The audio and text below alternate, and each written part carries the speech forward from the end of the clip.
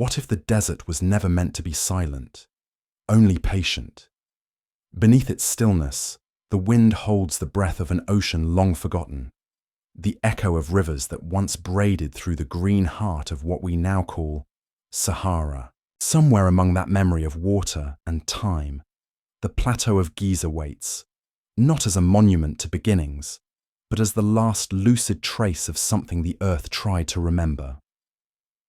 Imagine it, stone cut from the bones of an older climate, a language written in erosion and sunlight, the Sphinx staring eastward not out of worship, but nostalgia. The pyramids not aspiring towards heaven, but marking coordinates of a memory, the last note of a song written before the rain stopped falling. Each block, a syllable of survival. Tonight, we walk among them in thought, tracing what might have been washed away 12,000 years ago when the sky itself changed its breath. We follow the faint scent of petrichor hidden beneath layers of dust, the whisper of water against limestone that hasn't touched it for an age. Perhaps Giza is not a tomb at all, but a vessel. Perhaps the desert silence is simply the sound of something waiting to be heard again. So close your eyes. Feel the sand beneath your feet, ancient yet tender, holding the weight of civilizations erased by wind. Let the thought settle.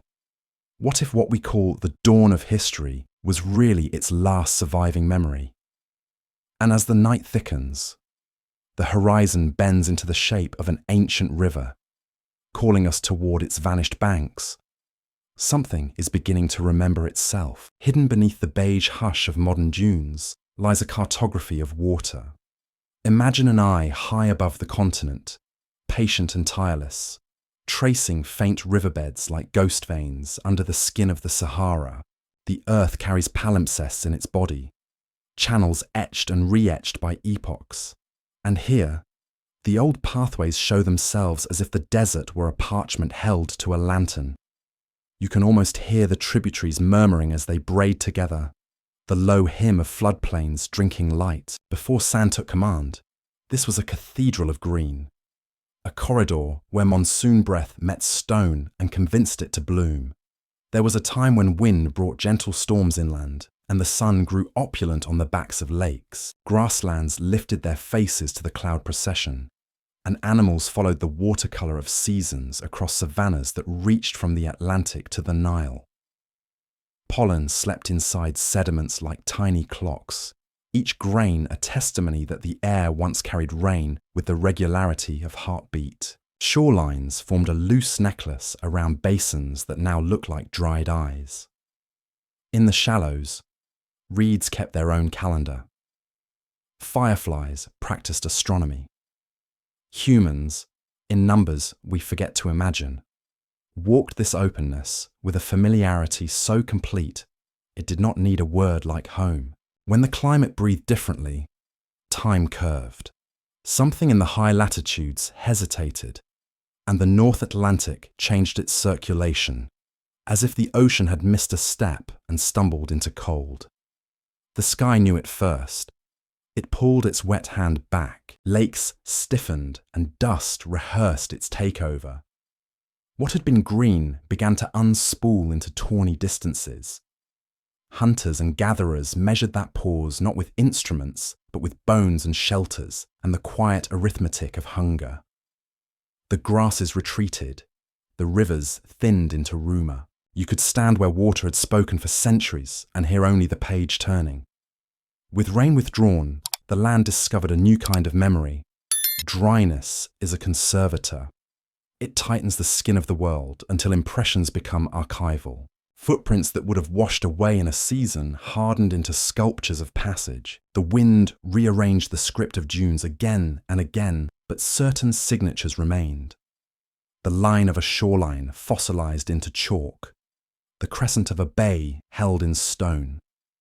The bed of a great river asleep under a quilt of sand. In that sudden austerity, what could not endure perished, and what could endure became keeper of the dead.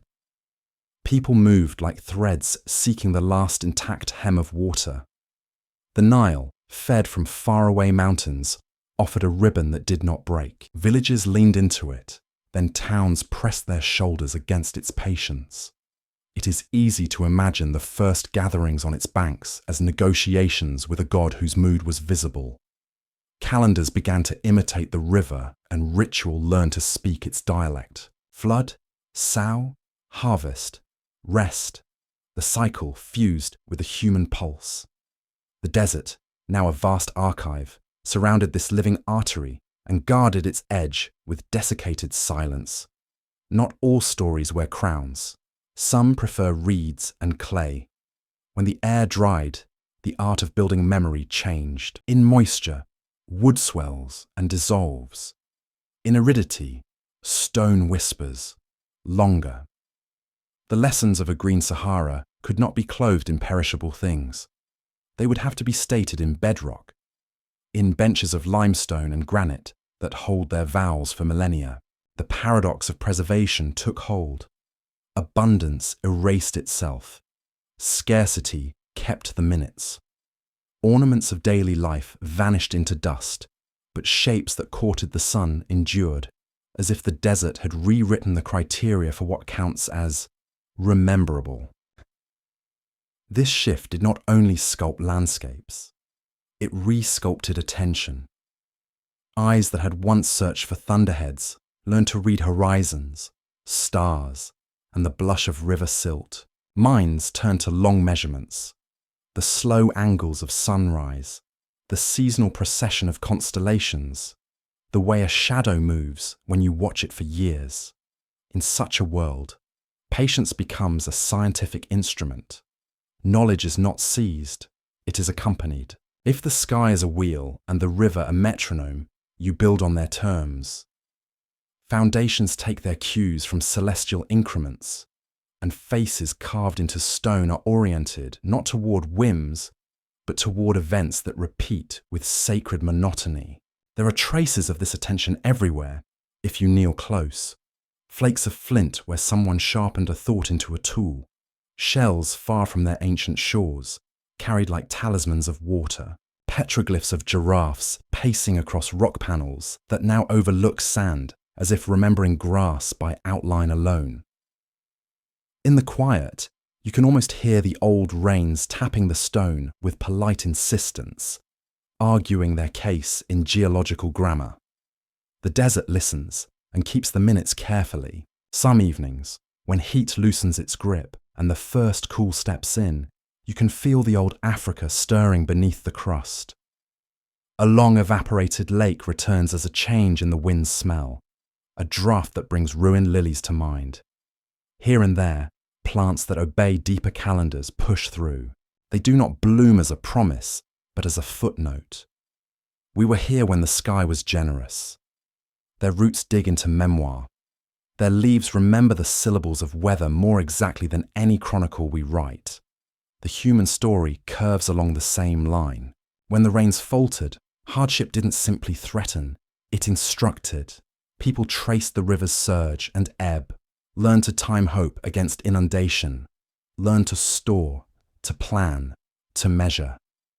The cradle of predictable flood enticed an architecture of foresight. In certain places, stone rose not for victory, but for continuity, not for rulers, but for rhythms. The Green Age closed its eyes, and a geometry of survival opened them elsewhere. Practices that could be repeated, structures that could be repaired, myths that could scaffold ethics. These became the spine. What remains today is not the lush chorus itself, but the resonance of its last note. The desert holds that note with almost ceremonial discipline. Under its monotone, you find harmony if you know where to listen. Old riverbeds like staff lines, salt flats like rests, escarpments like measures. Memory in this place prefers composition to narrative. It arranges layers of meaning like sediment, expecting the patient to excavate a stanza at a time. And when the wind erases your footprints, it is not cruelty. It is the archive closing for the night, confident the text is already there. In that confidence, the idea of sanctuary acquires stone hands. Imagine a culture leaning into the river, thinking in centuries. tempted to press a message into the earth so deep that drought, empire, and forgetting cannot pry it loose. Not a letter. Letters crumble. A shape, a profile, an alignment. Something the sky itself will read and answer, season after season, while sand reels in silence. The green that was recedes beyond the horizon, but its afterglow concentrates, hardening into monuments that converse with dawn. All of this is a way of saying that climate is not scenery. It is an author. When it changed, the syntax of survival changed, and in that new syntax, stone became a verb. Dryness inscribed, flood underlined, wind punctuated. Even now, if you stand on the plateau and face the east, there is a sensation that the page is about to turn again, that a thought long deferred is gathering itself at the rim of light. Somewhere under your soles, an older rain is wishing the rock good night. If you listen closely, you might notice how loss behaves like a teacher here. It makes you slow, makes you count, makes you gentle with minutes. It takes away until what remains is essential enough to speak, and what speaks in this place is not ruin, but intention. The stubborn wish to remember in a world that forgets by design. That intention is the thread we will keep following, because it leads from weather to will, from accident to architecture, from river to gaze. Tell me, when you picture the Sahara as it was, lakes like mirrors, reeds combing wind, storms smoothing the backs of stones, what small detail rises first in your mind and refuses to leave? Share that single image and let it keep us company as we step closer to the limestone and ask what the rock learned from the vanished rain and how a face carved from it might still be listening. Beneath the familiar dust of Giza lies a memory, written not in ink, but in sediment. Drillers once bored into its limestone crust and found layers that whispered of water, diatoms frozen in time, tiny glass-framed organisms that can only bloom in freshwater light. Their fragile remains glimmer beneath microscopes like relics from an age when the plateau was the floor of a vast breathing plane. To look at them is to realize that the rock underfoot has already lived several lives. Seabed, riverbed, and now the dry threshold of eternity. The paradox of this landscape is how gently it preserves what it once destroyed. The sun burns away the present to save the past. The dryness is not cruel. It is meticulous. Without moisture, decay has no language, and so the world's most transient materials, the echo of footsteps, the scrape of chisels, become immortal. Dust becomes the archive. Silence, the curator. In this inverted ecosystem, absence is a form of abundance. What the desert lacks in colour, it repays in clarity. You can feel that clarity in the air itself. It is thin but exact, carving outlines around every thought. The wind moves like a librarian between shelves of sand, rearranging the catalogue but never losing a single entry. Each grain of quartz was once part of a mountain somewhere far away, each ripple a faint syllable of migration. The geography of Giza is not a place, it's a tempo. Stand still long enough and you begin to hear it. The rhythm of erosion, the quiet arithmetic of time-taking inventory. From a certain angle, the pyramids and the Sphinx do not rise from the ground. They emerge from an older grammar of geology. The limestone they are carved from was laid down tens of millions of years ago, back when this was sea. The fossils embedded within those blocks are tiny witnesses from a world of water. When sunlight strikes them just right, they shimmer faintly, as though remembering the ocean that made them. The builders were not creating ex nihilo. They were rearranging memory, turning ancient seabed into architecture. That might be why the site feels more like a conversation than a monument. It listens. Every stone carries both the patience of sediment and the will of human hands. You could call it an equation between nature's long memory and our brief ambition. Where they meet, time becomes circular. Water becomes rock. Rock becomes form. Form becomes myth. Myth returns to sand. The desert's genius is that it remembers without preference. It keeps the emperor and the mason in the same whisper. To walk here is to feel the physics of remembering. The limestone sweats salt in the morning, exhaling the night's cool breath. By noon, it seals itself again, folding the moisture inward. The cycle repeats endlessly, a slow heartbeat beneath the glare. Some geologists say this thermal breathing may even help preserve the carvings by allowing the rock to flex instead of crack. Nature, it seems, conspires with time to guard its own signatures. The Sphinx's enclosure, with its softened ridges and rounded walls, carries the handwriting of rain that last touched this surface before recorded history began. Imagine that, the face we associate with eternal stillness once sculpted by storms. Water licked these walls for centuries, cutting grooves where droplets sought the path of least resistance. When the last cloud withdrew, the wind arrived as caretaker, sanding the scars into calligraphy. The Sphinx today is a hybrid text, part human design, part meteorological memoir. Its body bears the fingerprints of both chisel and weather, a collaboration between intention and accident. This interplay of elements gives Giza its paradoxical soul. The same forces that erase also reveal. Each collapse exposes a layer that once hid beneath strength. When you touch the stone, you touch both the maker and the storm. The dust that gathers on your fingers might contain a molecule from the rain that carved these trenches, a grain that once sank in Nile silt, a fragment of the very tool that shaped the lion's jaw. The entire site hums with recycled history, particles in constant dialogue. The ancient builders must have felt this rhythm too. Perhaps that is why they chose limestone over harder granite for the Sphinx. It breathes, it remembers. They worked with material that already knew how to endure change. In a way, every cut they made was a collaboration with time. They were carving into memory itself, turning geology into biography. When you think of it like that, Giza becomes less a construction project and more a conversation with eternity. But memory, even in stone, is not permanent. It is participatory.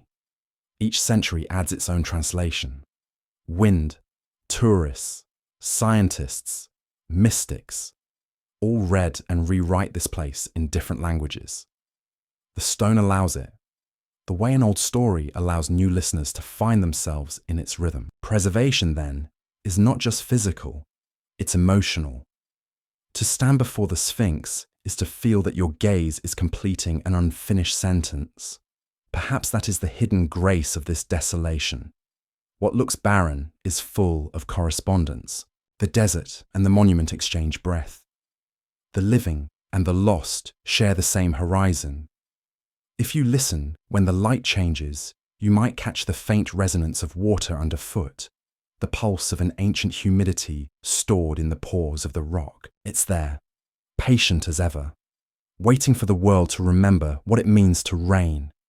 And maybe that's why this place still pulls us, because it is the meeting point between dryness and desire, where loss becomes architecture and silence becomes story. We come here not only to study the past, but to be reminded that memory itself has climate. It can erode, it can crystallize, it can sleep under dust for millennia and still awaken when someone whispers its name. So if you were to ask the stones what they dream of, they might answer simply, water. Not to return, but to be remembered. For in remembrance lies resurrection. And in that quiet exchange between rock and sky, something within us begins to echo. Before we move on, pause for a moment. Imagine standing at the edge of this plateau as the sun rises and the air still carries a trace of ancient moisture. What would you ask the ground that once held a river? What question would you carve into the wind, knowing it might take 1,000 years to reply? The Sphinx greets the dawn with a kind of wounded serenity. Its face, worn yet watchful, gazes east as if searching for something that once emerged with the first light. Around it, the limestone walls of its enclosure descend in uneven steps, curved and softened like the inside of a bowl that once filled with rain. Stand within that hollow, and the silence is almost liquid. You can imagine water pooled here once, gathering between the ridges, murmuring down channels that time itself has since forgotten. The stone remembers, though. It carries the signature of storms no human eye has seen. Across its surface run grooves and fluted lines, not the sharp, abrasive etchings of desert wind, but the long, vertical tears of rain. They trace the paths of runoff like veins, rounding the edges of the walls and the creature they cradle. To the untrained eye, they look like ordinary weathering. To those who study rock as one reads a diary, they tell a different story. Of centuries when clouds had weight, when thunder spoke often to this plateau. That reading came to the modern world through the quiet persistence of a geologist who looked at the Sphinx and saw not a monument, but an echo of rainfall. His claim that the erosion was caused not by sand and wind, but by water over thousands of years, shook the measured chronology of Egypt's official narrative. The argument sounds simple. In Egypt, it hasn't rained enough to carve stone like this for almost 9,000 years. Yet, simplicity in science is often the sharpest heresy. His conclusion suggested that the Sphinx might predate the civilization that officially built it, that it could be the heirloom of an earlier epoch, a remnant from the world before the great dryness descended. Egyptologists countered with their own evidence, the cartouches of kings, the stylistic signatures of dynasties, and the debate became not about geology, but about memory's ownership. What counts as proof? Whose version of time do we trust? Inside that argument lies something more delicate than data. The way stone translates weather into meaning. Each scientist reads a different language of erosion. Some see rivulets of rain, others see the handshake of wind and salt. Yet the rock remains unmoved, patient, impartial. It allows itself to be interpreted, knowing that truth in such places may not be singular. Perhaps both readings are correct, just speaking in different tenses. The stone endured rain once, and later, wind took its turn finishing the sculpture. In that collaboration, past and present merge, leaving us with a riddle that feels more alive than any answer. The Sphinx's head complicates the mystery further. Too small for its body, it seems to have been reshaped, recarved from a larger design. The proportions whisper of alteration, of an older identity chiseled away. Some suspect the original head was leonine, a pure lion, facing its celestial counterpart in the constellation of Leo, exactly where it rose on the horizon 12,000 years ago. If true, the Sphinx might have once been a mirror between heaven and earth, a symbol of the sun's rebirth after the long glacial night. Others insist that the face bears the marks of the pharaoh Khafra, a portrait of power carved to assert dominion over time. Between these possibilities lies a subtle truth. Each generation remakes the monument in its own image, repainting the myth upon an older canvas. Look closely, and the lines of the face tell another story altogether. The erosion is uneven, the profile softened, not by intent, but by patience. Wind and sand have worn it down in the way the sea smooths glass. It is the kind of beauty that only surrender can shape. To stand before it is to feel that you are being studied by something that has endured all interpretations, king, lion, god, weather, and chosen to remain simply itself. Perhaps that is why it captivates us. The Sphinx embodies survival without certainty. In the early morning, when the sun flares behind it, the sculpture seems almost transparent. Shadows pool within the creases like ink, and for a moment you can imagine the rainwater flowing again, tracing the same grooves, baptizing the same eyes. The enclosure becomes a vessel once more, and the Sphinx, a sentinel of cycles. Its body bears the memory of water. Its face, the determination of those who refuse to forget it. It stands between two kinds of erosion, the physical kind that sculpts rock, and the intellectual kind that sculpts belief. Perhaps that is the deeper allure of this monument. It refuses closure. Every decade brings new surveys, new scans, new alignments. Scientists map its weathering. Artists paint its aura, and dreamers hear it breathing under starlight. The Sphinx accepts them all with the indifference of eternity. It doesn't correct us. It simply waits. Its truth is written not in what it once was, but in how we continue to ask. If you step back and let your eyes drift beyond its form, the landscape itself seems to participate in the question. The plateau slopes gently toward the Nile, its ancient riverbeds still faint beneath the modern city's sprawl. You can trace where floodwaters once lingered, where channels drained into shallow basins. Every contour affirms that this place was sculpted by water's choreography long before the chisel arrived. The Sphinx is not an anomaly. It is a fossil of climate, a monument erected in a landscape already steeped in remembrance. At dusk, the temperature drops and the limestone exhales. The air cools.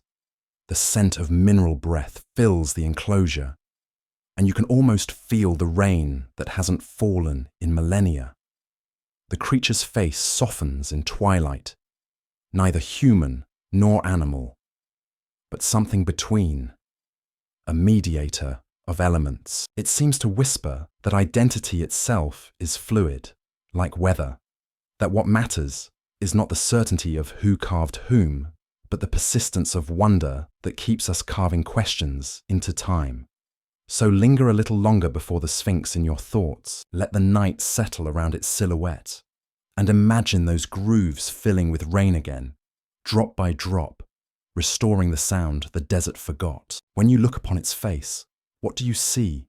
Erosion or expression? Memory or myth? Share the thought that first arrives, no matter how small. For in this place, even doubt becomes a form of devotion. When the wind drops, Giza hums in frequencies too low for language. Beneath the stone, beneath even the silence, lies a geometry, the weather once composed, a map of vanished storms. The enclosure of the Sphinx is not an isolated hollow, but part of a broader pattern, a fossilized drainage where rain carved its logic into rock and then withdrew. From above, satellite images show faint signatures of tributaries converging toward this plateau. Their lines etch so subtly that they reveal themselves only to instruments more patient than eyes. These ghost rivers still sketch the anatomy of an ancient climate, one that pulsed between wet and dry like breath, one that taught the land to remember rhythm long after the sky forgot. Across northern Africa, the bones of that hydrological body still glint beneath dunes. Radars trace valleys buried under meters of sand, once filled with forests and freshwater lakes. You can picture it, the air thick with rain smell, the Nile swollen not yet sacred but simply alive, a corridor of green stitching east to west. When this system collapsed, it didn't vanish all at once. It broke into fragments of remembrance. Some valleys dried gently, others suddenly, as if the heavens closed a door. And in those disconnections, humanity learned the language of thresholds, how to read the first absence of water as prophecy. The same thresholds appear in stone. Look closely at the enclosure walls surrounding the Sphinx. Each layer, a diary of sediment turned to rock, each contour shaped by flow, not by chisel. To the trained observer, the erosional curves lean southward, the direction from which rain would have poured down slopes. They are not symmetrical, nor could wind have shaped them so consistently. The desert's breath moves laterally, polishing edges. Rain falls vertically, carving into depth. The difference is everything. In that difference lives a chronology, one that predates dynasties. Further afield, the bedrock tells a parallel story. Geological surveys reveal that the plateau sits upon a network of fissures widened by water long before pharaohs measured the stars. The Sphinx, intentionally or not, occupies a node in that lattice, a meeting point where underground channels once converged. It is as though the monument was positioned upon the ghost of a spring, a choice both practical and symbolic. Where life had once emerged from rock, now memory would. Some archaeologists dismiss such correlations as coincidence. Perhaps they are right. Yet coincidence is only mystery seen without patience.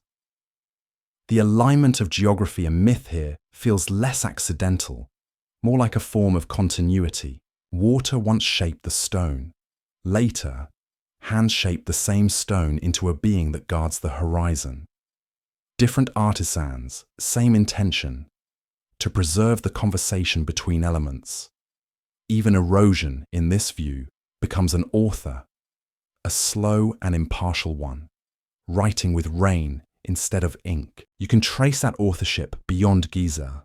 Across the Sahara, outcrops bear similar patterns: vertical fluting, rounded corners, the telltale signatures of long precipitation.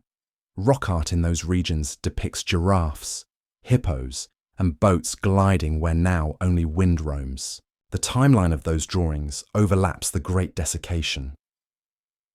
As the rains faltered, the artists followed the retreating green toward the Nile, carrying with them the last vocabulary of abundance. In that migration, memory condensed into symbol. A lion facing east became more than an animal. It became the idea of dawn, of rebirth, of watching the sun return. The landscape itself became theology. When the climate shifted for the final time and the Sahara settled into its arid crown, Giza remained as an outpost of that older world. The rain had already left its message in the limestone, and all that remained was for humans to interpret it. They built upon the language the storm had begun. The enclosure of the Sphinx, carved deeper, polished smoother, became both quarry and sanctuary. The same grooves that once drained water now guided meaning. Each channel a line of script, each rounded edge a vowel in stone. To stand there now is to feel the ghosts of rainfall pressing softly against your skin. The air seems too still for such memory, yet it carries an undertone, as if molecules themselves hum with ancient humidity. When the sun angles low, shadows in the enclosure align like veins, reminding you that this pit once throbbed with the pulse of water. In the mind's ear, the sound of raindrops becomes indistinguishable from the heartbeat. There's a quiet irony in realizing that the very phenomenon that erased so much of the past, erosion, is also what makes the Sphinx speak. Without the carving of rain, without those vertical scars, it would be mute limestone, unremarkable. The damage is the dialogue. And perhaps that is the lesson hidden here, that memory requires abrasion, that history without weathering is mere inscription, not understanding. Modern models of paleoclimate confirm what the stones imply. Between 12 and 8,000 years ago, this land saw seasons of abundance, then chaos. Lake beds rose and fell like slow breathing. Dunes advanced and retreated with each oscillation. The Younger Dryas chilled the world, then released it again, leaving behind confusion written in dust. When the final desiccation arrived, humans turned their gaze upward, away from the absent rain toward the dependable stars. What was lost below found its echo above. The blueprint of rivers was mirrored by the blueprint of constellations. And so began a new geometry, the architecture of longing. In that transformation, the landscape ceased to be simply physical. It became psychological, almost spiritual. The ancient builders inherited not the water, but its pattern. They carried it into design.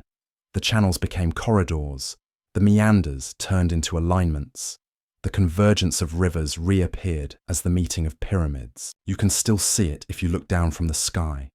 the desert itself recalling how it once flowed. As twilight descends, the plateau exhales heat like a sigh, and shadows from the pyramids drift across the sand toward the Sphinx's silent pool. The grooves along its sides glow briefly, before sinking back into darkness, the last visible veins of the storm that once sculpted them. Everything here, stone, wind, star, is a witness sworn to silence. Yet within that silence, the old geometry continues to hum, tracing invisible spirals between heaven and earth. Pause and imagine standing at the edge of that enclosure when the first rain returned. The smell of wet limestone would rise like incense. The grooves would fill and shimmer. The Sphinx's face would glisten with borrowed tears. Would you hear it as the planet weeping for its lost memory, or as the memory rejoicing to feel the world again? Leave your answer in the air. The desert will keep it safe. Night arrives on the plateau like a tide of velvet, and with it comes the oldest light known to human eyes. The sky above Giza does not merely shine, it remembers.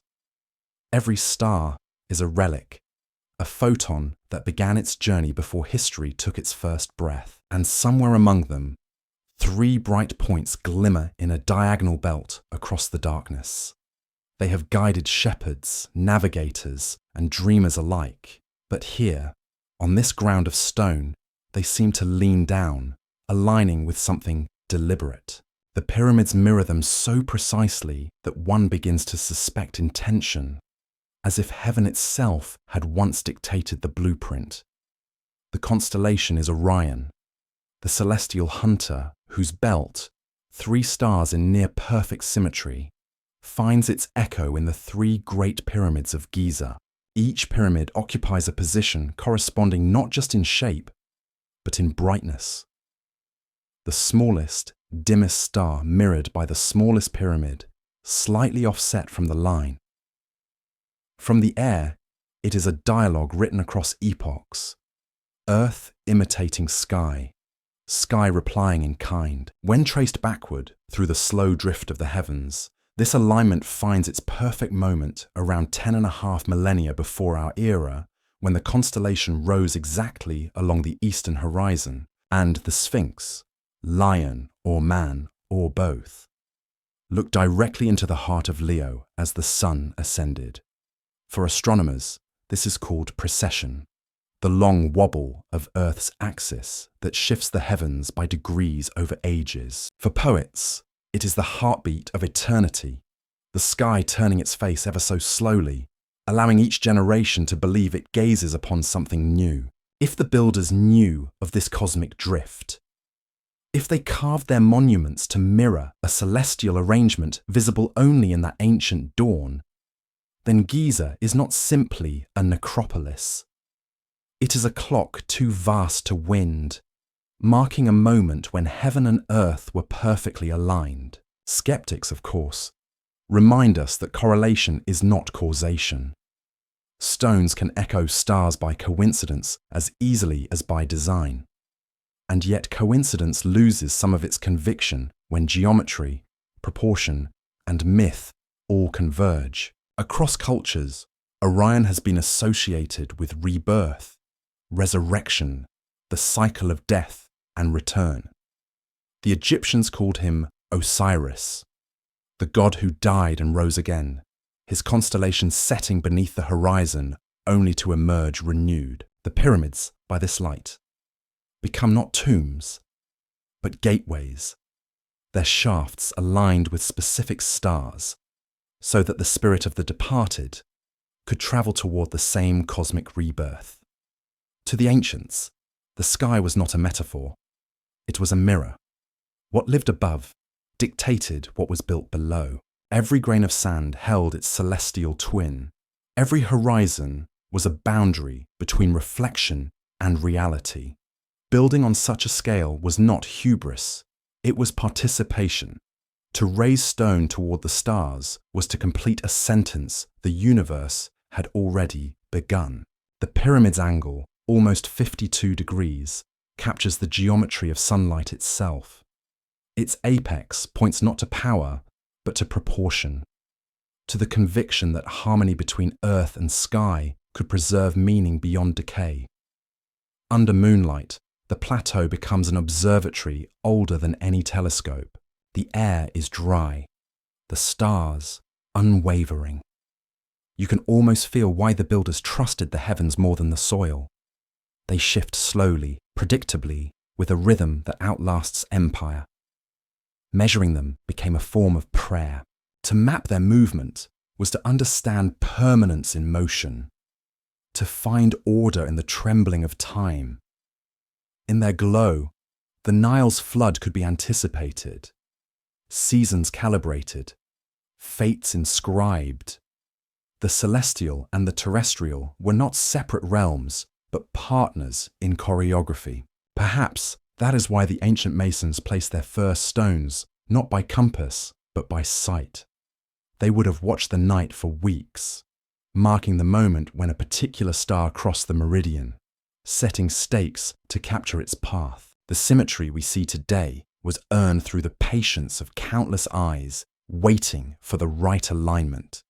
Even now, the Great Pyramid deviates from true north by only a handful of arc minutes, a precision modern tools still struggle to match. It is less a monument than a conversation about measurement, about how far intention can reach before surrendering to the curvature of the earth.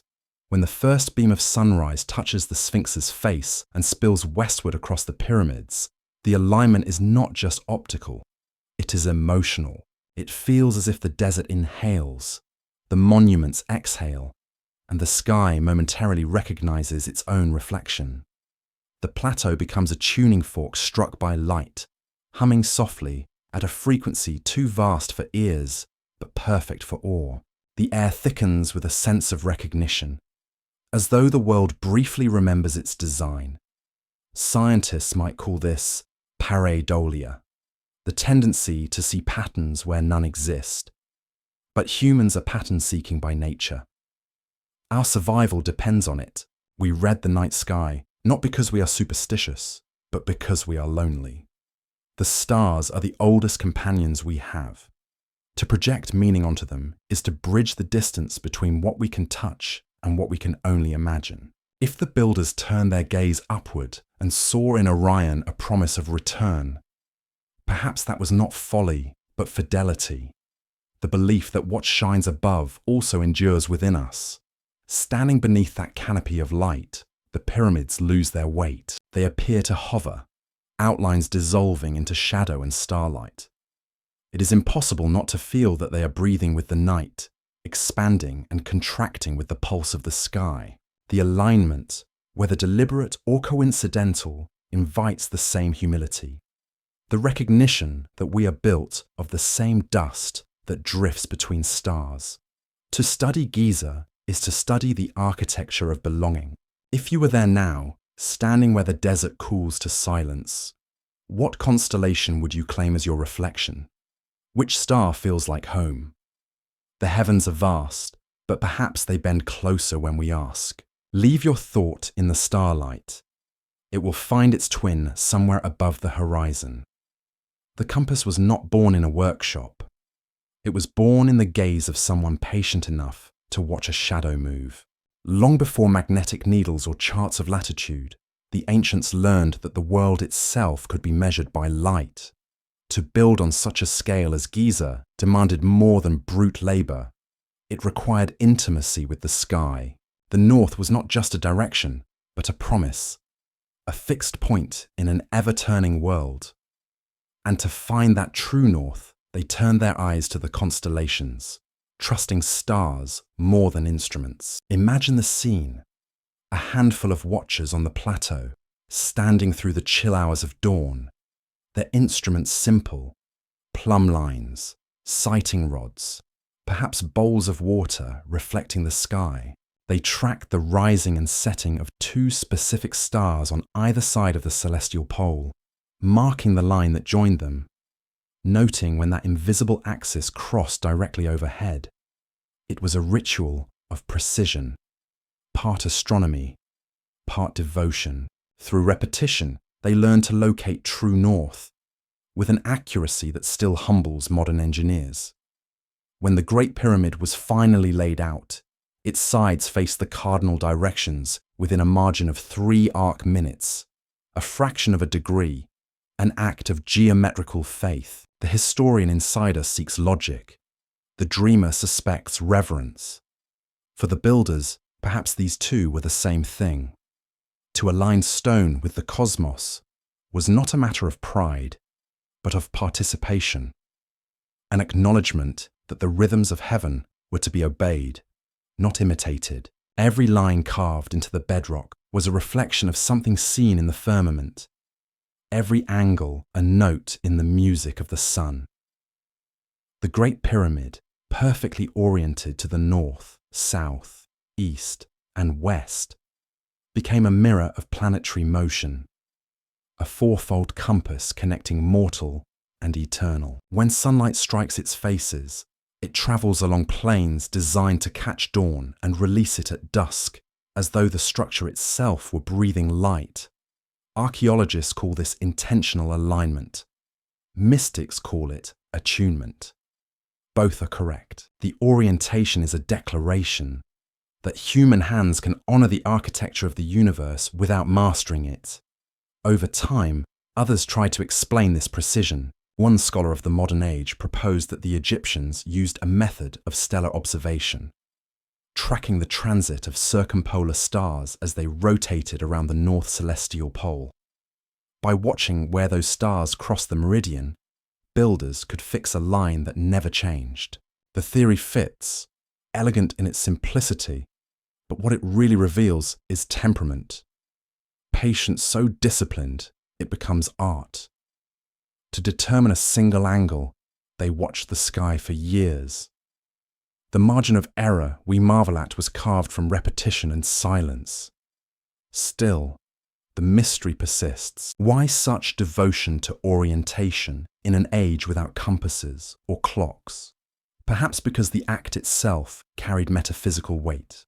To align with the cosmos was to claim coherence with creation. A structure that faced true north acknowledged a universe ordered by unseen laws, and to build within those laws was to achieve harmony. The Great Pyramid's accuracy may not only be a feat of engineering, but a meditation rendered in stone, a geometry of submission to the pulse of heaven. And what of the Sphinx, that sentinel carved beside them? Its gaze is fixed toward the rising sun, the very place where the stars yield their dominion to light. In that duality, the pyramids tied to the polar constancy of night, the Sphinx married to the rebirth of day, we find a balance so deliberate it feels like philosophy.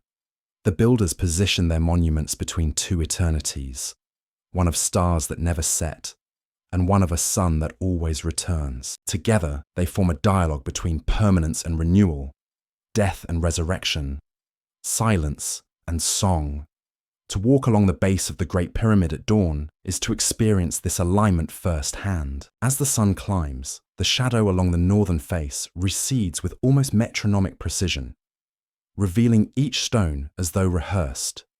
For a few brief moments at equinox, the eastern and western faces divide light so evenly, it seems the structure splits the day itself. It's easy to see why later ages imagined the pyramid as a bridge between worlds. Light does not merely touch it, it consults it. We can measure all this in angles and minutes of arc, but such numbers miss the heartbeat of the design. The builders were mathematicians, yes, but they were also poets of the horizon. They read the sky not only for navigation, but for meaning. Each observation was a vow, each adjustment an act of humility before an infinite geometry. To live beneath a predictable heaven was to participate in its discipline. To build under it was to aspire toward its stillness. Some say this alignment was purely practical, a means to ensure stability, to maximize sunlight. Perhaps, but the accuracy surpasses necessity. It borders on worship. A pyramid that points to true north by chance is a miracle. One that does so by choice is a confession. It tells us that its architects saw the world not as raw material, but as scripture, that each stone could be a syllable in a cosmic prayer. And so, when night falls again and the same stars that once guided those builders flicker above you, remember that their constancy was the first blueprint. The ancients traced them to find direction. We trace them now to find belonging. Somewhere between those two gestures lies the real monument, the one invisible to satellites or surveys, but built in the shared hunger to locate ourselves within the infinite. Look up tonight and think of those who watch these same stars from the same desert, waiting for alignment. If you were given a single night to set your own compass by the heavens, what would you choose to face? North, where nothing rises or sets, or east, where the light is reborn each day? The answer will tell you which kind of eternity you seek. Step closer, and the vastness folds inward. The air changes when you enter the pyramid. It thickens, settles, and seems to listen. What had been the blinding openness of desert becomes a throat of stone, a passage inhaling silence. The limestone walls absorb your breath. Your heartbeat feels foreign, amplified. It's said that the temperature here never wavers, an eternal twilight of 20 degrees Celsius, where time has the courtesy to pause. The air tastes like chalk and age, like the residue of intention. You begin to understand that this structure was never meant to be seen from the outside alone. Its secret lies in what it does to sound. Each step you take sends a tremor through the corridors, a vibration that seems to travel ahead of you, folding back upon itself. The architects of this place were not content to build in 3 dimensions. They sculpted acoustics. The king's chamber, a rectangular vault of pink granite, responds to the human voice as though it were alive. Speak softly, and the walls return your whisper with a low, resonant hum. Chant a single note, and you'll hear it multiply, layer upon layer, as if the air itself were remembering. At certain frequencies, the chamber amplifies into standing waves that make the stone vibrate perceptibly beneath your feet.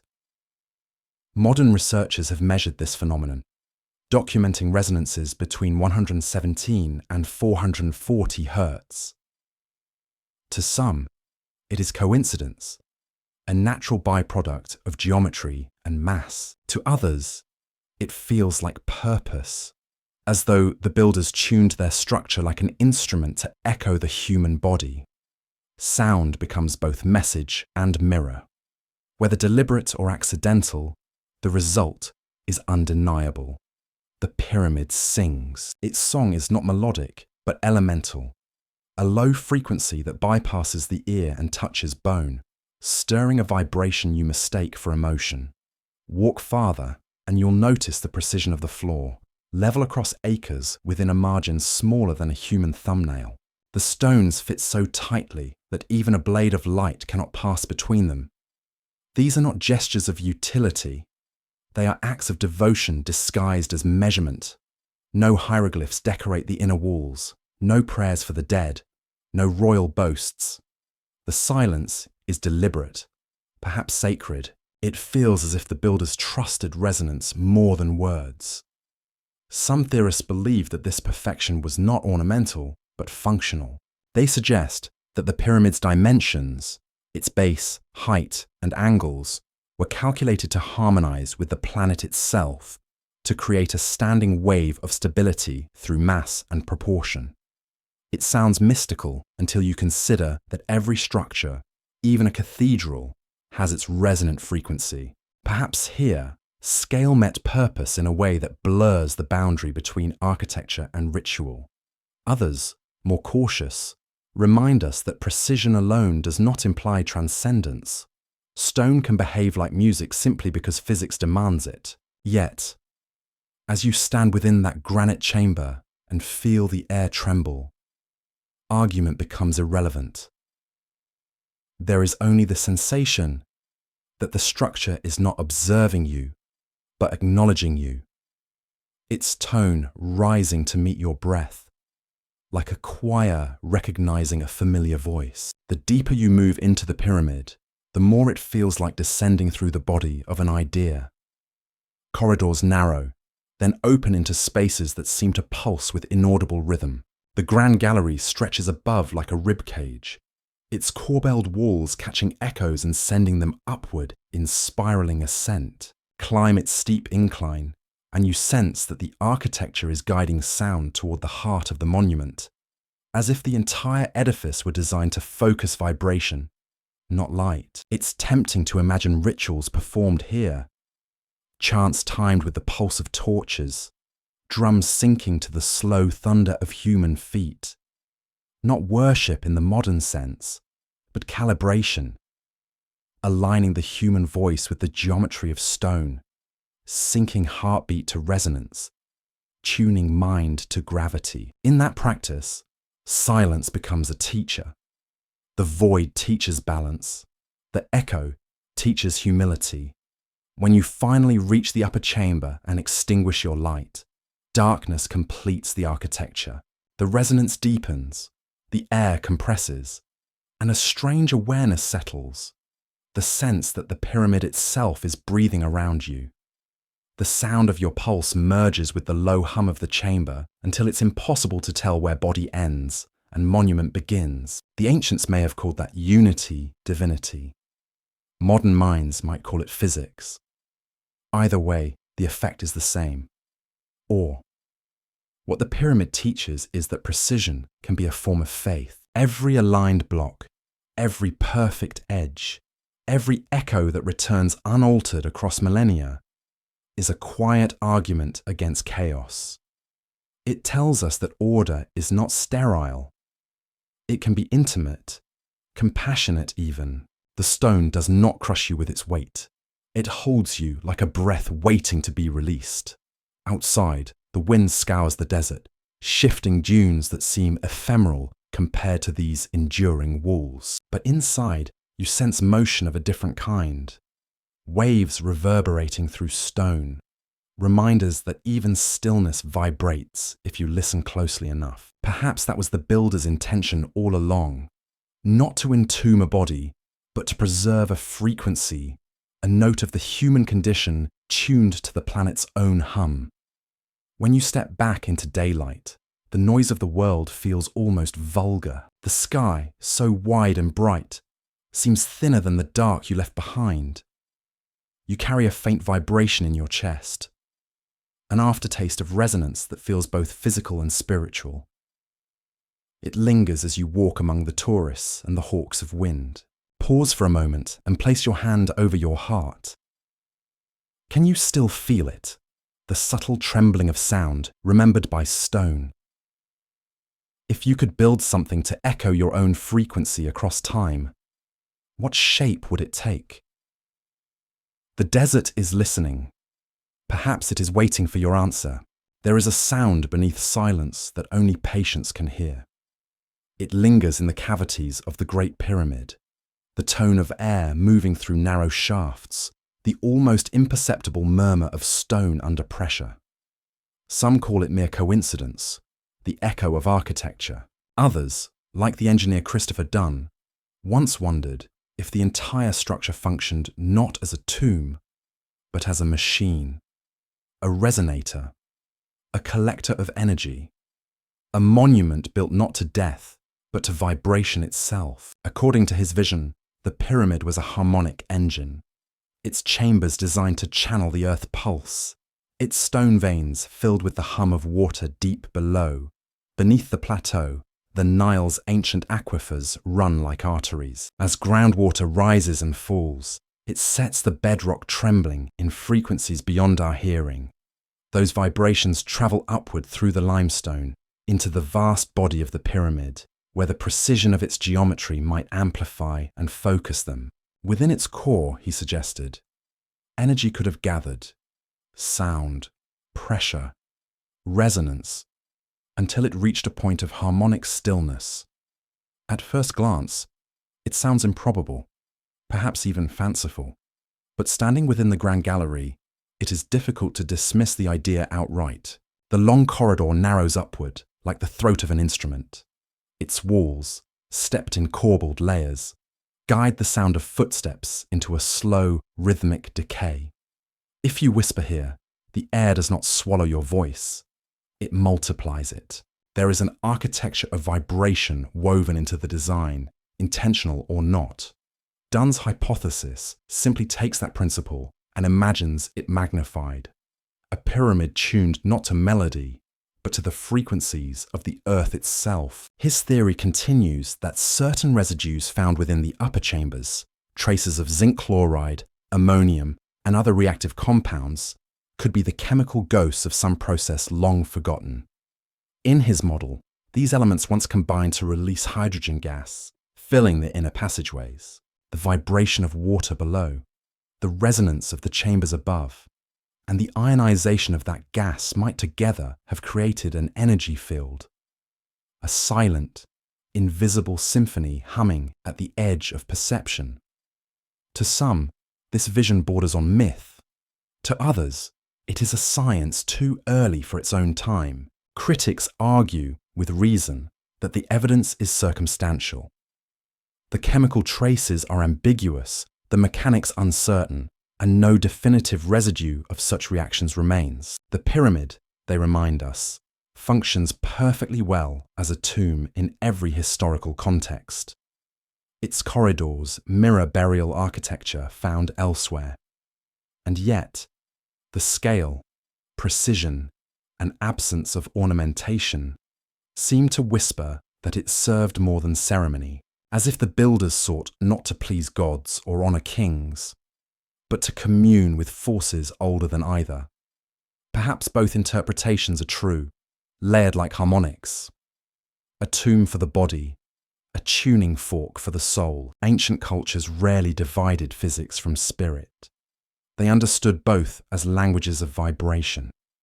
To them, energy was not electricity, but life itself, the pulse that connects all things. In that light, the pyramid becomes a resonant cathedral for existence, where geometry was prayer and sound was proof. What fascinates modern researchers is how close this poetic idea edges toward real physics. Electromagnetic simulations of the pyramid's structure have shown that its geometry can indeed concentrate radio waves within certain chambers, amplifying them under specific conditions. No mystical gases required, just mathematics. Even stripped of speculation, the monument behaves like an antenna, tuned to the wavelengths of its own proportions. Whether intentional or accidental, that discovery adds another voice to the chorus. Giza still sings, even to machines. To imagine ancient builders conceiving of resonance on such a scale is to stretch the boundaries of what we allow history to contain. But perhaps we underestimate what the human mind can intuit. Long before equations, people sensed the invisible symmetry of the world. They built stone circles that echoed solstices, temples that vibrated when chanted into. Why not a pyramid that resonates with the breath of the earth? Inside that thought lies something hauntingly beautiful. The idea that civilization once listened deeply enough to design with silence in mind. That architecture could be both shelter and censor, structure and song. Even if the pyramid was never meant to generate power, it undeniably amplifies presence.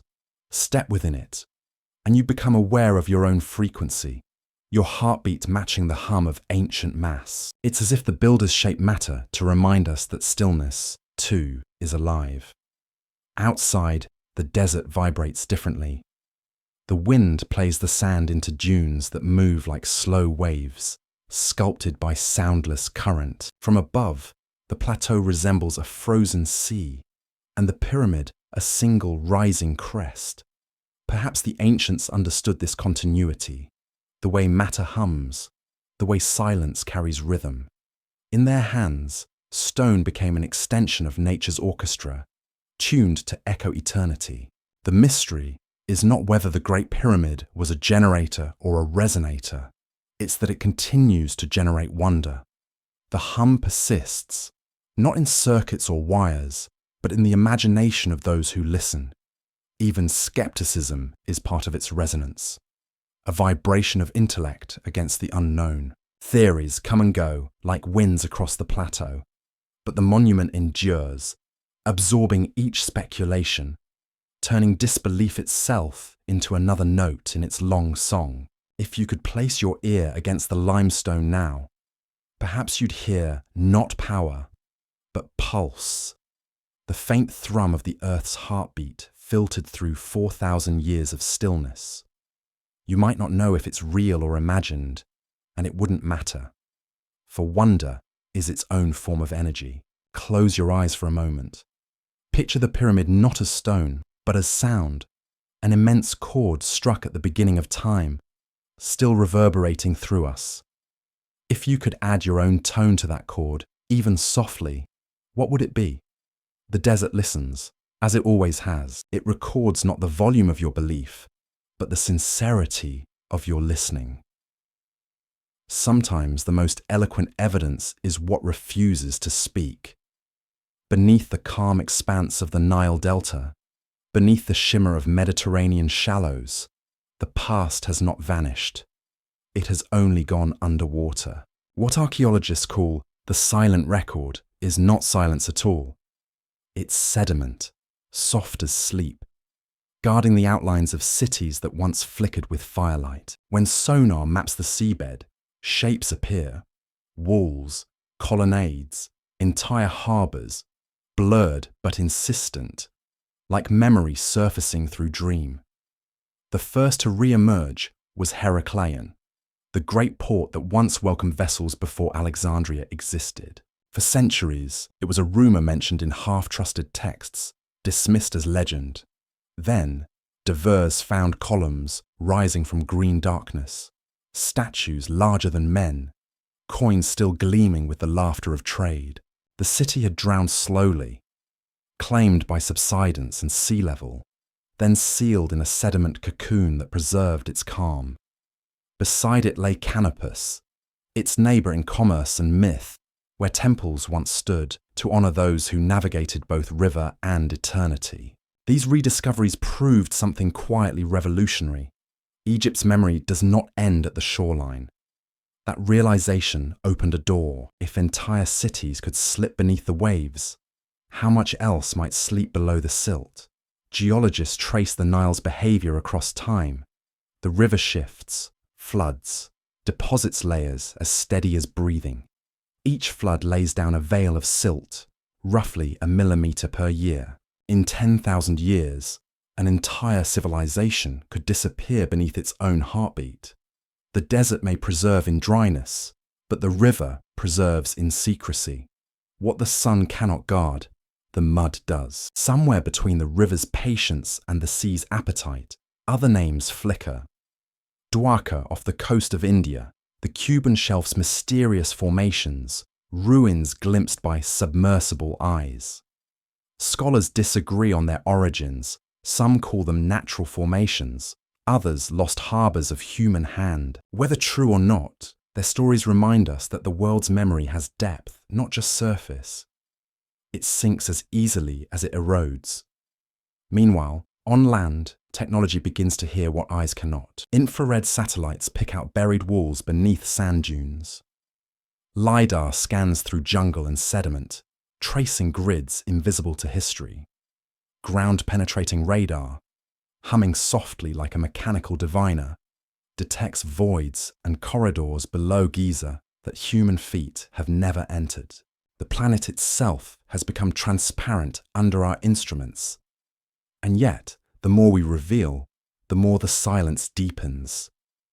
Each discovery births another shadow of what remains unseen. Archaeologist Sarah Parcak once called this new discipline space archaeology, the art of finding memory from orbit. Through her lenses, forgotten roads and temples bloom out of nowhere, faint traces of geometry beneath the desert crust. Less than 2% of Egypt's land has been systematically surveyed. That means that 98% of its potential stories remain sealed, breathing quietly beneath our certainty. It's humbling to think that for every monument standing in the sun, there may be a dozen sleeping below, patient as stone fish at the bottom of a sand sea. In this hidden Egypt, preservation takes many forms. Underwater, the absence of oxygen slows decay to a crawl. In buried cities, anaerobic mud acts as an embalmer, wrapping artifacts in layers of time. What emerges from these places feels intimate. Fresh wood, faded cloth, a jar still sealed with ancient air. When scientists open them, the scent is the closest thing we have to time travel. A breath exhaled thousands of years ago, returning to light. But the silence also conceals uncertainty. For every Heraclean confirmed, there is a Dwarka disputed. For every chamber mapped by radar, another void remains unentered. The line between discovery and desire is as thin as the film of silt between epochs. It is easy to mistake the shimmer of data for revelation. Yet even the false signals have their own beauty. They testify to our hunger to know, to our refusal to let the past stay buried. The earth keeps her secrets, not out of malice, but mercy. Some truths, perhaps, need darkness to remain whole. From the air, Egypt looks like a script half erased. The desert writes, the river redacts. Somewhere between those two editors lies the record of an older chapter, the one written during the Green Age when rain was law. Technology may one day read it, but until then, imagination continues its quiet excavation. The mind becomes its own radar, probing through myth and geology alike, seeking what still breathes below the sand. If you could listen closely enough, perhaps you'd hear those drowned cities sigh. The water above them moves with the same rhythm as breath. Light filters down in columns that mimic the pillars they lost. Fish glide through broken temples as though rehearsing ancient rituals. There's something tender about that persistence. The world rehearsing its own continuity, even in ruin. Each discovery, each sonar ping, each grain of silt brushed from an artifact brings us closer, not to certainty, but to empathy. We are reminded that civilizations vanish the way tides do, never entirely, always returning in trace. Beneath us lies not emptiness, but archive. Not silence, but rehearsal. So when you next see an image of a diver surfacing from dark water, a relic in hand, remember that they are retrieving not treasure, but testimony. Every object raised from the sea adds a note to the unfinished symphony of the earth remembering itself. Close your eyes for a moment. Picture those cities asleep beneath their luminous veils, statues gazing upward through green twilight. If you could send one word down to them, something simple, human, what would you choose? Perhaps we remember, or perhaps silence itself, because silence too is fluent in eternity. Deep within the Great Pyramid, beyond the known chambers and polished corridors, instruments have begun to hear what eyes never could. It was in 2017 that physicists placed detectors of cosmic particles, muons, the infinitesimal travelers born of starlight, within the structure.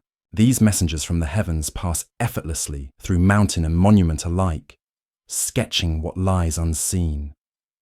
For months they moved invisibly through the pyramid, leaving faint signatures on the detectors like snowflakes on still water. When the patterns were gathered and rendered, a void emerged, a space vast as a cathedral hidden above the grand gallery. No one knows what inhabits it. Some call it a construction gap, a practical cavity to lighten the weight above the inner halls. Others whisper that it is a chamber of purpose, sealed since its birth, holding not treasure, but intention. The truth remains unentered, locked behind stone. What we do know is that this emptiness exists, an absence measured with scientific precision, a silence mapped by particles from the stars. It is humbling, almost poetic, that it took cosmic rain to remind us that mystery still breathes inside the oldest of architectures. The discovery reignited a quiet fever among both scholars and dreamers. Engineers modelled stress lines. Architects traced potential passages. Physicists refined the data again and again. Yet the void remains silent, refusing confirmation or denial of any story we tell. It sits like a breath held too long, a secret the pyramid keeps even from those who built it. Perhaps it has always been there, waiting for our curiosity to mature enough to ask without demanding answers. To imagine that an ancient structure still conceals something invisible after millennia is to confront humility. For all our technology, the heart of Giza resists translation. We can measure vibration, map electromagnetic waves, simulate resonance. But we cannot fully read silence. The void, whatever it is, stands as a monument to restraint. It reminds us that the greatest achievement of the builders may not have been precision, but discretion, the art of leaving something intentionally unsolved. Standing in the Grand Gallery today, it's impossible not to feel that presence overhead. The slope of the walls draws your gaze upward to where the hidden cavity begins. There is no door, no seam, only the knowledge of an unseen expanse pressing softly against the ceiling. If you stand quietly enough, you might believe you can hear it, a low, waiting hush, as though the air above remembers the first chant ever sung here. Scientists might dismiss such impressions as imagination, but imagination has always been the oldest detector we possess. It is tempting to fill that space with stories. Some envision an untouched chamber of relics, others a structural grace note, a counterweight for the world. Yet perhaps the void's meaning lies not in what it hides, but in how it hides. The builders could have left the pyramid solid, without hollows or galleries. Instead, they composed it as an interplay between mass and nothingness, matter and breath. In that sense, the void completes the monument the way silence completes a symphony. The pyramid is not simply built of stone. It is built of pauses. In this way, the void speaks to an old paradox. That absence is as powerful a presence as substance. Every civilization leaves both, a visible architecture and an invisible one. Our tools reveal the former. Our wonder guards the latter. Giza has given us both in perfect proportion. For every angle precisely measured, there is a mystery left unmeasured. For every alignment confirmed, a question deliberately unaligned. It's as if the builders encoded humility into the monument itself, a reminder that knowing everything would be an act of destruction. And isn't it remarkable that the instrument of discovery, the muon detector, relies on particles from space? The same cosmic flux that once guided the builder's gaze now illuminates their hidden craft. The universe, patient and circular, participates in our archaeology. Starlight, that began its journey before humanity could speak, now passes through the heart of our oldest sentence in stone, tracing its punctuation marks. Perhaps that is fitting. Perhaps the cosmos is still reading what we wrote into rock. Standing outside, the desert night feels different once you've learned of the void. You look at the pyramid's silhouette against the stars and realize that even perfection contains mystery. Its surface is smooth, unwavering, but inside it breathes, a quiet lung of stone exhaling time. If sound were to enter that hollow, it would reverberate endlessly, trapped yet eternal, like the echo of creation itself. Somewhere between scientific data and spiritual awe lies the real story, a civilization that understood how to give shape to emptiness. They did not fear it, they honored it. In the geometry of the void, they left room for the unknowable to dwell, a reminder that wisdom grows best in the space between answers. As you imagine that dark chamber now, sealed away yet alive with cosmic dust, ask yourself, what part of your own mind remains unentered, unexplored, waiting to be mapped by starlight? Every human being carries a hidden room, a cavity of silence that defines the structure around it. The ancients carved theirs into stone. Ours lives inside the heart, Leave a moment for that thought to echo. You do not need to open the void to understand it. It understands you already. Long before the first block was set on the Giza plateau, people across the world were already whispering the same kind of story, a memory clothed in flood and fire. The myths are scattered like shards of one vessel, each retelling the moment when the heavens broke open and water reclaimed the earth. In Mesopotamia, it was the deluge that silenced kings and reset the age of man. In the highlands of Mesoamerica, sky serpents wept themselves into rivers and turned cities to coral. Across the Mediterranean, Greek poets spoke of a storm so vast that even the gods sought refuge on mountaintops. Everywhere, the same refrain: something ended so that something else could begin. Science offers its own version, cold but not unfeeling. Around 12,900 years ago, the Younger Dryas struck, a climatic whiplash that turned warm into cold almost overnight.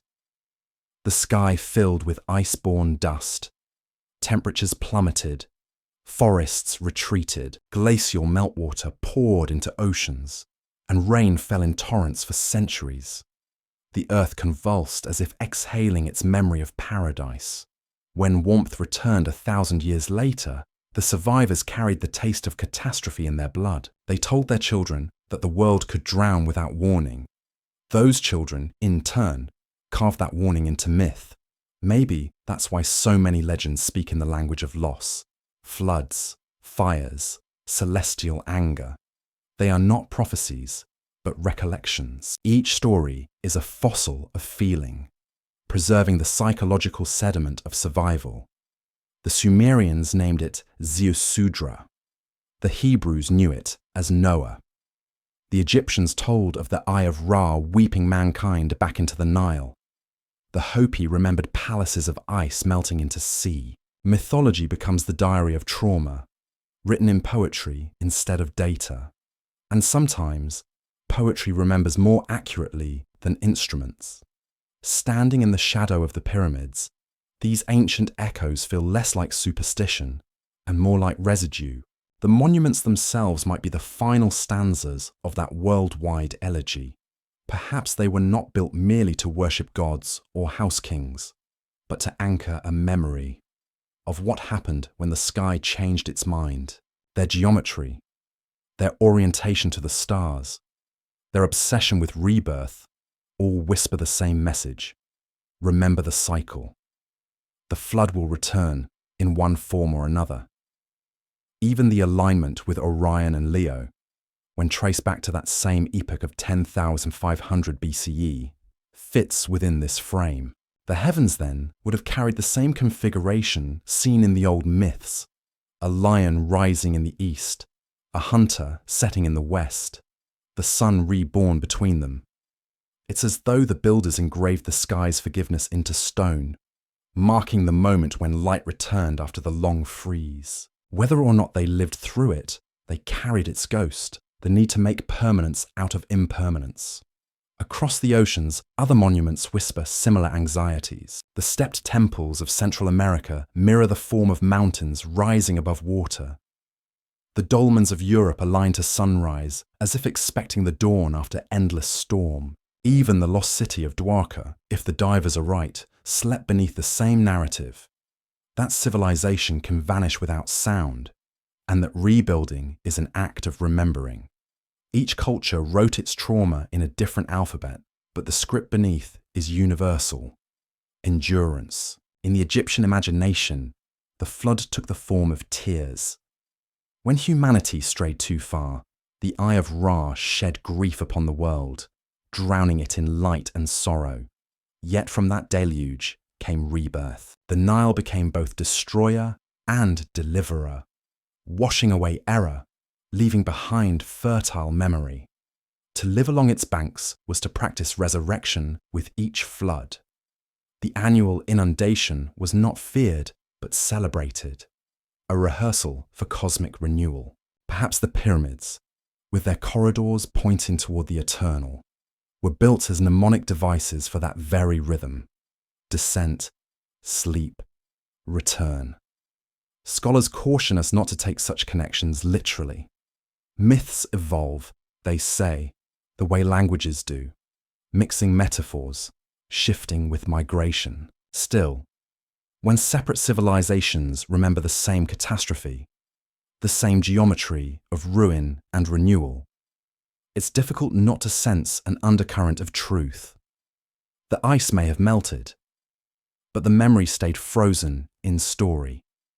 That persistence, more than any monument, is humanity's oldest architecture.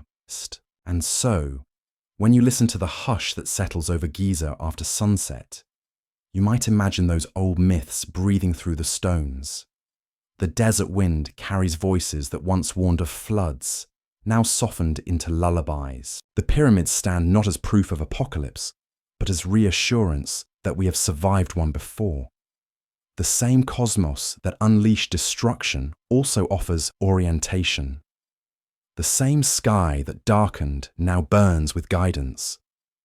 It is here that myth and science quietly shake hands. Both seek pattern in chaos. Both translate terror into meaning. The data of climate echoes the poetry of ruin. The earth cools, the world rebuilds, and time curls back upon itself like a sleeping serpent. Perhaps what we call progress is just remembrance perfected. Civilization trying to write stability into the margins of uncertainty. There is comfort in this repetition. It suggests that even loss is part of design. The pyramids, weathered and patient, seem to understand this. They have watched countless floods of sand, of empire, of belief, and still they rise at the same angle to the sun. Their endurance is not defiance but adaptation. They erode so slowly that even decay becomes a form of grace. If myth carries the emotional memory of the planet, then standing here is to read the Earth's own journal aloud. The chapter of flood is long, but not final. There will always be another dawn, another alignment, another civilization tracing constellations across the horizon, whispering, "We are still here." Close your eyes and think of one story from your childhood that spoke of destruction or deliverance. Do you remember how it made you feel? Not the fear, but the strange peace that followed. That calm is the echo of survival. It's what ties us to those ancient voices and to the stone that still listens to them. Perhaps that's why the desert feels sacred, because every grain of sand once swam in water, and every myth, no matter how distant, still hums with the memory of rain. The stars fade slowly over Giza, like embers reluctantly dimming at the edge of dawn. The pyramids are still dark silhouettes against a paling horizon, and the Sphinx watches without blinking. In that hour between night and light, something ancient stirs. A quiet recognition between the sky that guided the builders and the stones that preserved their purpose. Every alignment, every echo of resonance, every chamber and void converges into one thought: remembrance. What was once celestial became architectural. What was once weather became worship. If you trace the story backward, from the hidden void to the resonant halls, from the cosmic alignments to the vanished rivers, you find not a conspiracy of gods or aliens, but a human longing too vast for words. It is the same instinct that carved the Sphinx to face the dawn, that tuned chambers to hum with the planet's heartbeat, that pointed entire civilizations toward constellations as though searching for home. To build with such precision was not vanity. It was reverence made tangible. The ancients sought to record the invisible, to shape endurance from the passing wind. We moderns measure, model, and map, yet we still orbit that same question: how to make meaning last. Perhaps that is why the monuments still hold us.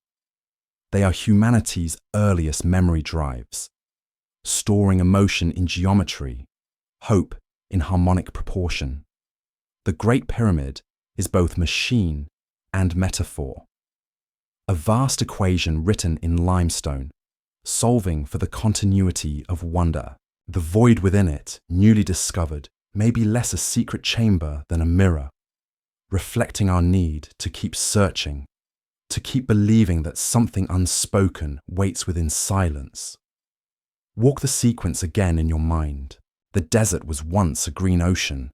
Water withdrew, leaving fossils of rivers behind. Rain became myth. Myth became measure. Measure became stone.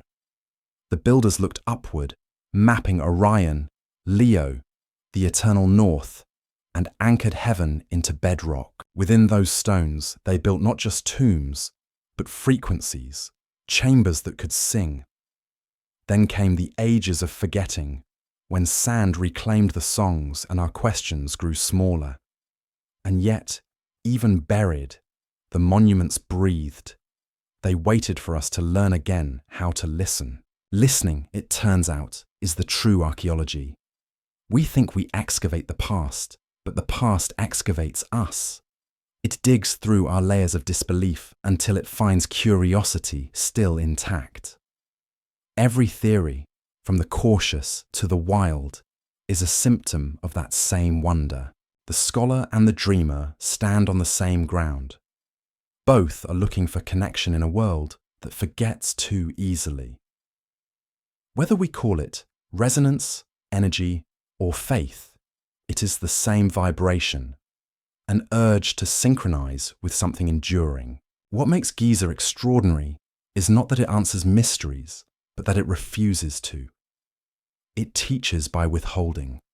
The precision of its sides, the perfection of its orientation, the void above its gallery. Each is an invitation to humility. You can map its measurements, but not its meaning. You can describe the stones, but not the silence between them. It is in that silence, however, that humanity's oldest conversation continues. The dialogue between our need to know and our willingness to wonder. Perhaps this is why so many stand at its base and feel a pulse beneath their feet. Not magic, but recognition. We sense that something in us, ancient, patient, geological, built this place, not to impress the heavens, but to remember our part in them. The pyramid's apex points upward, not to escape Earth, but to remind the sky of its reflection below. In that exchange, heaven is no longer distant. It becomes participatory. Light travels down the angles of stone like thought, returning to its source. Inside, the sound still lingers, a single note sustained through millennia, vibrating in the airless dark, reminding whoever enters that time is porous. Outside, the sand shifts, reshaping the landscape as it always has, yet the geometry endures. The desert erases without cruelty. It simply edits the text of eternity so that it can be reread. Every grain of sand that moves carries a trace of what came before, like a word being rewritten in a different tense. And perhaps that is the truest legacy of Giza, continuity through transformation. The builders harnessed wind, light, and gravity not to defy decay, but to speak through it. Even erosion becomes their ally.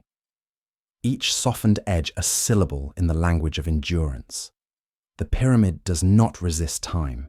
It collaborates with it, turning dissolution into dialogue. Standing there now, at sunrise, you feel that partnership. The first light touches the Sphinx's cheek and spills across the pyramid's faces. Shadows withdraw like the tide, revealing a glow that seems internal rather than borrowed. The monuments breathe in the sun's return, the same ritual repeated for more than 40 centuries. In that instant, you understand. The builders succeeded. The memory they wanted to preserve is not the event, but the experience, the awe that keeps us looking up. Our instruments can measure the stone, but not the stillness that surrounds it. Only silence can. And in that silence, you can almost hear the desert exhale. It is saying that memory, like light, never really dies. It only changes medium. The ancients built in stone. We build in signal and thought, yet both chase the same permanence, the wish to be remembered by the sky. So, as you leave this imaginary plateau behind, ask yourself, if you could shape one thing to outlast you, what would you build it from? Stone, sound, light, or silence? The desert keeps its answers, but it welcomes your question.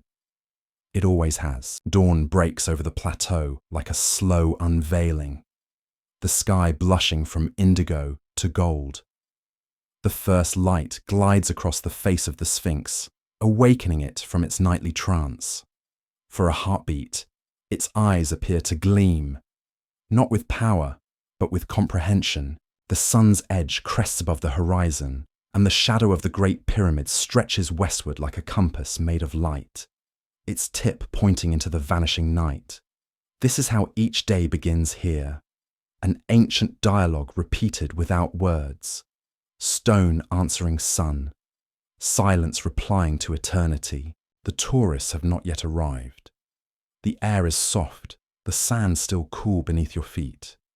Standing alone in that early hush, the monuments seem less monumental, more intimate, as though they were never built for the living, but for the act of remembering itself. The pyramids no longer loom, they listen. The Sphinx no longer guards, it contemplates. The entire plateau feels like a mind exhaling after a long dream. All the fragments now converge.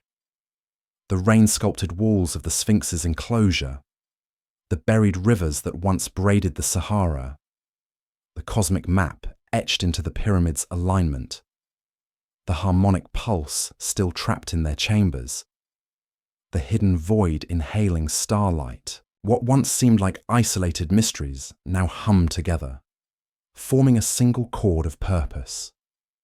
This was never about power, or tombs, or gods. It was about memory, how to keep it alive when the world insists on forgetting. Each monument is an act of defiance against oblivion. The builders could not prevent the floods or the droughts, but they could teach the earth to remember its own rhythm. They anchored the human story in geometry, in sound, in the dialogue between light and shadow. Through them, the ancients offered us a message not of dominance, but of continuity. The desert would erase, the wind would rewrite, yet something essential would remain, the pulse of wonder itself. When you look at the pyramids from afar, their angles seem absolute. Up close, they tremble slightly in the heat, their outlines shimmering like breath. It is a reminder that even the most permanent things are alive. Time moves through them as wind moves through reeds, bending, reshaping, whispering. The Great Pyramid is not fixed. It oscillates. It listens to the planet's subtle hum and replies in resonance. It doesn't endure by resisting time, but by singing with it. The Sphinx, too, wears its erosion like wisdom. Its softened face does not mourn what the centuries took away. It honors what they revealed. The rain that sculpted its body and the wind that polished its features were not adversaries. They were collaborators. Together, they wrote the biography of weather, the autobiography of stone. To look upon it now is to witness not ruin, but refinement, memory distilled. At sunrise, as the desert warms, the colors change. Limestone turns honey, then white, then blinding gold. The air itself begins to shimmer. For a moment, it feels as though the entire landscape is made of light pretending to be matter. You can almost imagine the builders standing where you stand, gazing at the same horizon, watching their creation awaken under the same star. The continuity is complete. Their past becomes your present. Your wonder becomes their immortality. Maybe this is what they wanted all along, to build something that could remember for us when our languages failed. Not a monument to themselves, but a device for awakening awe. In that sense, the pyramids are not ancient. They are perpetual, Every time a human heart trembles at their sight, they rebuild themselves in the mind. The true architecture of Giza is not stone, but astonishment. When you turn away to leave, the light follows. The Sphinx remains behind, half shadow, half sunrise. Forever caught between knowing and mystery, it does not need to speak. Its silence is fluent enough. It has seen empires bloom and collapse, seas rise and retreat, stars shift and realign. Through it all, it has kept watch, not as a guardian of secrets, but as a witness to remembering. The desert may one day take it all back, but even then, the idea will survive, because ideas, once carved into wonder, never truly erode. And so, the question returns, softer now, less urgent, but more intimate. Was Giza a tomb or a memory? A prayer or a mechanism? Perhaps it is both or neither. Perhaps it is simply the earth dreaming aloud, reminding itself that beauty can be precise and truth can be patient. The wind begins to rise, carrying the scent of heat and distance. The horizon brightens into certainty. You stand for a moment longer, feeling the ground vibrate faintly beneath your feet, not from any hidden machinery, but from the heartbeat of time itself. The same pulse that moved through the builders moves through you. If you listen carefully, the desert says only this: remember softly, the world does not need your certainty. It needs your wonder.